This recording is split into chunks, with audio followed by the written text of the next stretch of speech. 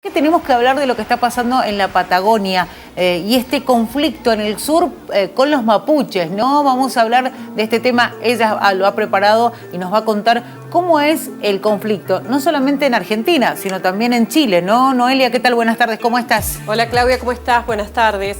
Sí, es así porque estamos hablando de un sector de los pueblos originarios en el sur de nuestro país, pero que se los puede contemplar o entender como la nación mapuche, en donde acá no existen los límites geográficos, sino la nación mapuche también reconocida por leyes, sobre todo en nuestro país, en donde está reconocido el sector y el territorio que ellos hoy por hoy están viviendo, y que no quiero decir que están ocupando, porque suena que la palabra de ocupación hoy por hoy en relación a esta noticia tiene una denotación totalmente negativa, hasta delictiva. Es en donde ellos viven, en donde ellos ancestralmente están reproduciendo todo lo que tiene que ver con la identidad de la nación mapuche, tanto del lado chileno como del lado argentino. Y puntualmente en los títulos de los diarios y los medios de comunicación de todo nuestro país se ha conocido el conflicto, porque así solo tiene el conflicto mapuche, como que los conflictivos vienen tan solo de un sector que son los pueblos originarios, y no se hablan de otras cosas que tienen que ver, que generan un conflicto que tiene en relación a la falta de cumplimiento de leyes o al abandono que hace el Estado, tanto los estados provinciales como nacionales, en respecto al respeto por el territorio de los pueblos originarios. ¿Viste cuando uno dice que la violencia siempre la genera o se interpreta la violencia desde lo físico?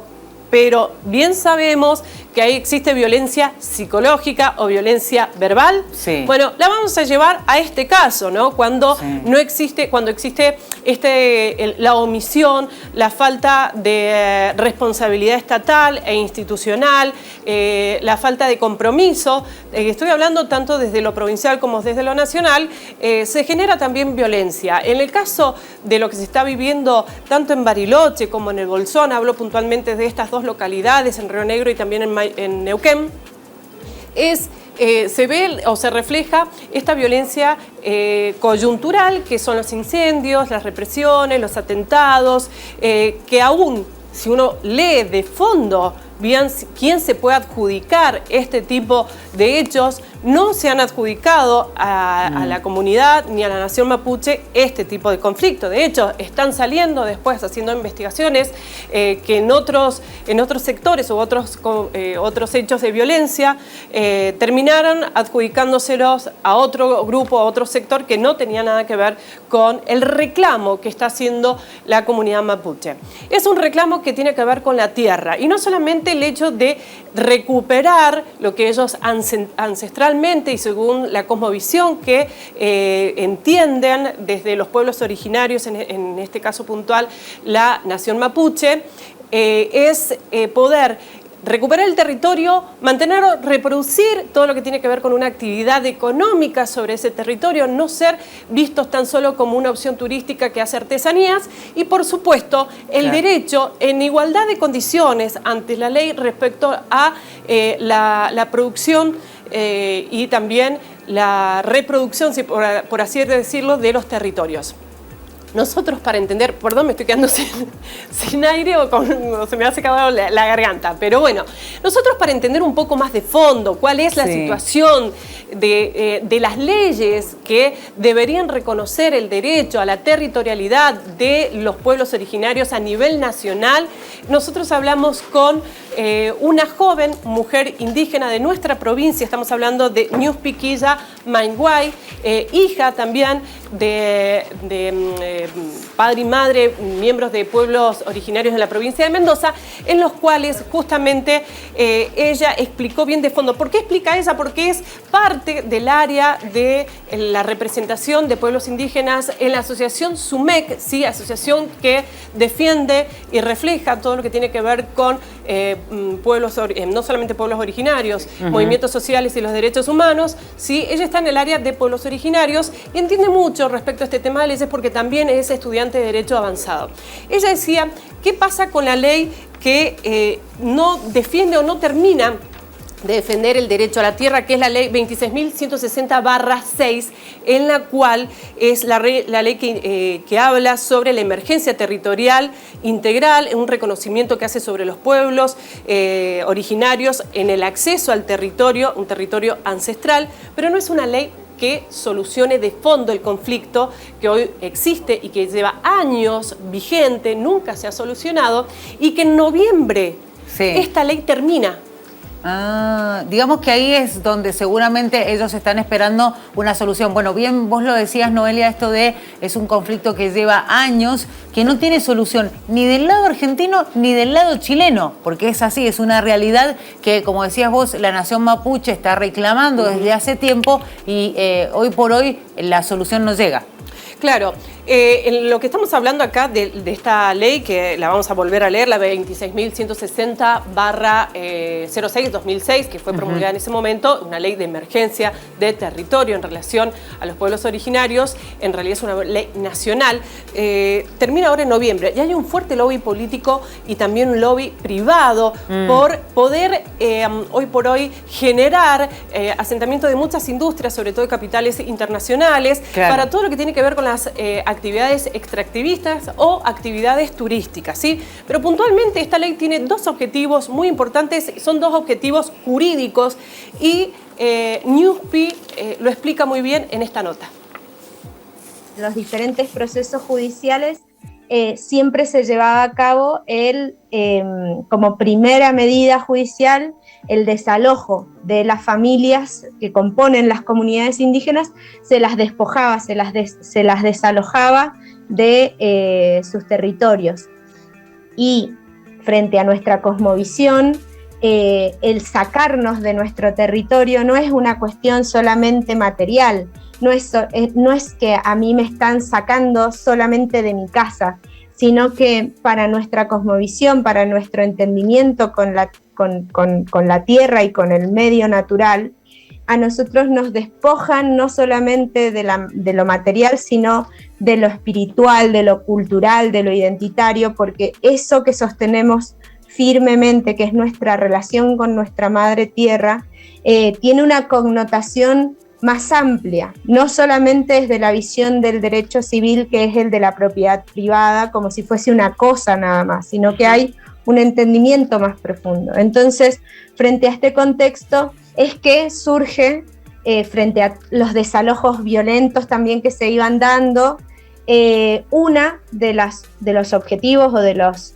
mandatos que tiene esta ley de emergencia, que es poner freno a los desalojos, intertanto se resuelve el proceso judicial o administrativo. Bien. Y por otro lado, hace otra pata, que es la del relevamiento territorial, que hace una carpeta técnica en donde se pone la personería jurídica, se hace el relevamiento territorial, se hace el registro histórico también de la comunidad con el territorio, o sea, es un proceso bastante amplio.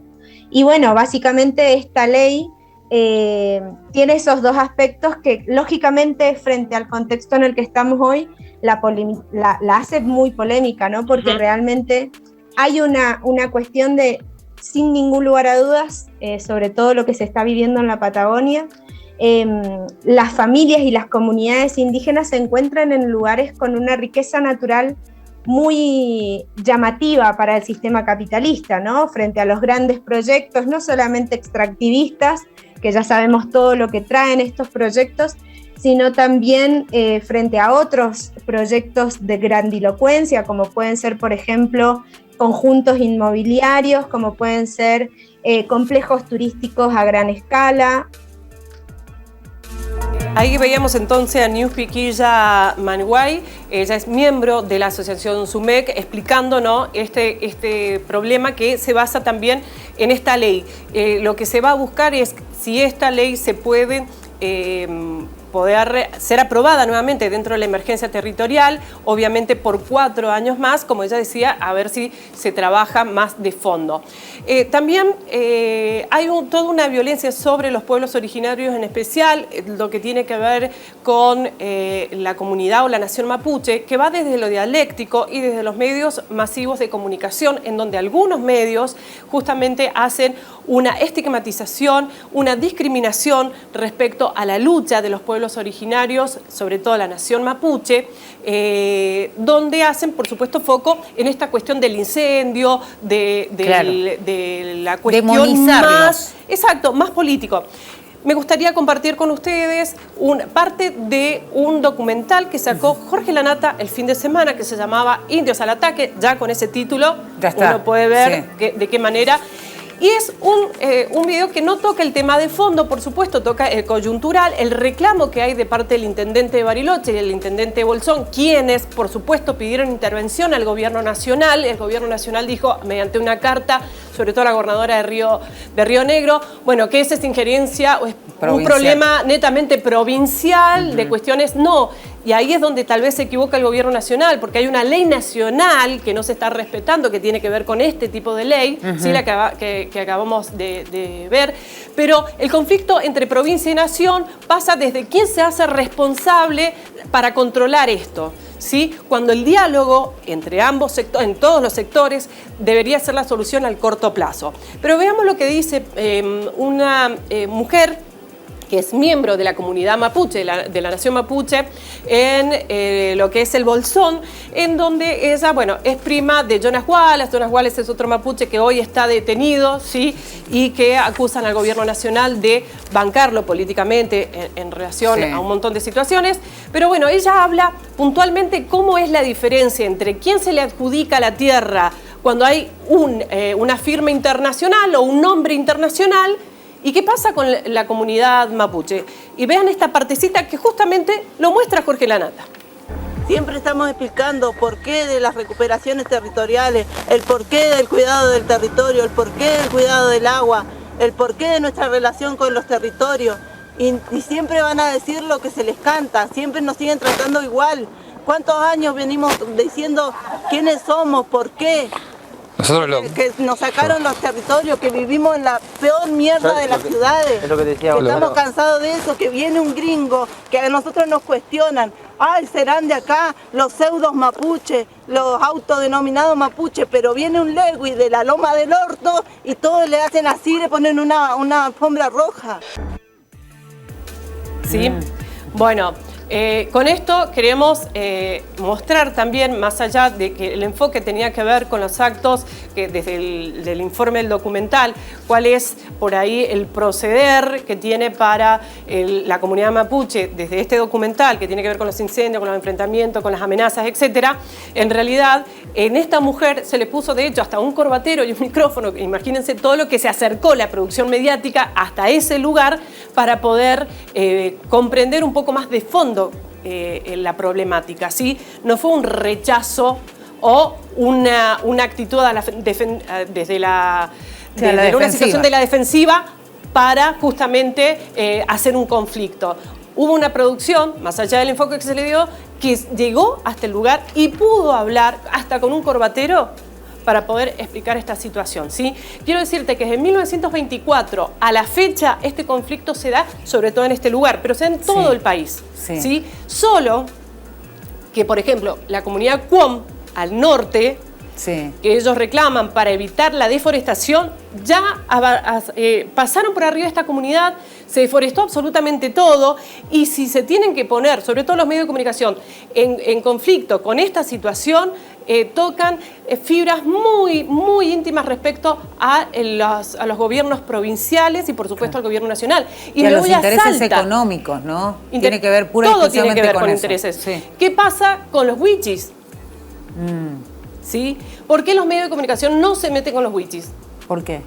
Porque justamente la desnutrición y la muerte de niños y niñas wichis por hambre pone en conflicto el sistema gubernamental de la provincia y de la nación. Tal cual.